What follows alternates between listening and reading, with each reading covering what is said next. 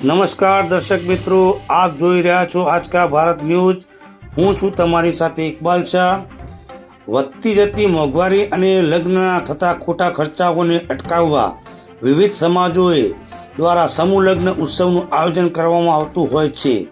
ત્યારે એક કદમ શિક્ષા કી ઓર સૂત્રને સાકાર કરવા શ્રી રાવળ વિકાસ મંચ સંકુલના નિર્માણ અને રાવળ વિકાસ મંચ પાટણ પ્રેરિત રાવળ યોગી સમાજના તૃતીય સમૂહ લગ્ન ઉત્સવ ગોલાપુર સ્થિત લેમોન્ટેટ પાર્ટી પ્લોટ ખાતે યોજાયા હતા।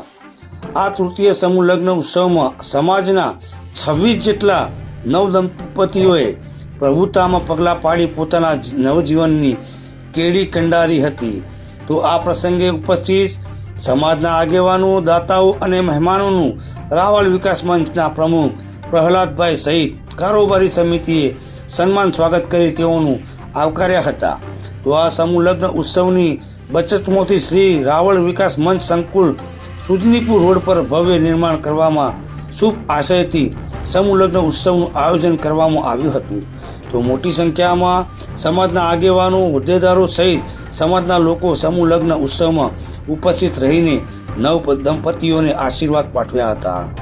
રિપોર્ટર ઇકબાલ શાહ, आज का Bharat news, Patan.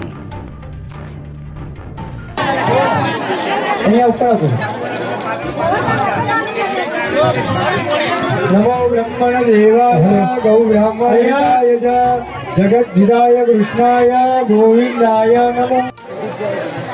RBM committee औरतबा અમારે તો ભરતવાડા તમે આયા નહીં વિહાબા ચંદુભાઈ બધાને વિનંતી આપણી બહોળી સંખ્યામાં વધારેલી આપણી રાવળદેવ સમાજનું સન્માન હું આપણા વડીલોને કરીશ। તો વિનંતી કરીશ કે સંખ્યાનું છૂટા ફૂલોથી આપણી સમાજનું સન્માન કરશે તો આપ સૌ કદાચ જાણ અજાણથી કોઈનું રહી ગયું હોય તો આ છૂટા ફૂલોથી કરેલું સન્માન સ્વીકારી લેશો એવી આપ સૌને મારી। પાટણ ખાતે લેમોનેટ ફાર્મમાં રાવળ સમાજની રાવળ વિકાસ મંચ દ્વારા આયોજિત તૃતીય સમૂહ લગ્નનું જે આયોજન થયું છે, જેની અંદર પ્રમુખ શ્રી પ્રહલાદભાઈ, અમારા પરસોત્તમભાઈ, મહામંત્રી શ્રી પ્રવીણભાઈ, સમિતિની ટીમ, રાવળ વિકાસ મંચની બધાએ મળી 26 વરઘડિયાનું સુંદર અહીં આયોજન થયું છે, જે અમે બધા મળી અને એક સંકુલનું નિર્માણ કરી રહ્યા છીએ અને જેના લાભાર્થી અમારા ત્રીજા સમૂહ લગ્ન થઈ રહ્યા છે। તમામ વધારાના સમાજ બંધુઓનો અમે આજે આભાર વ્યક્ત કરીએ છીએ।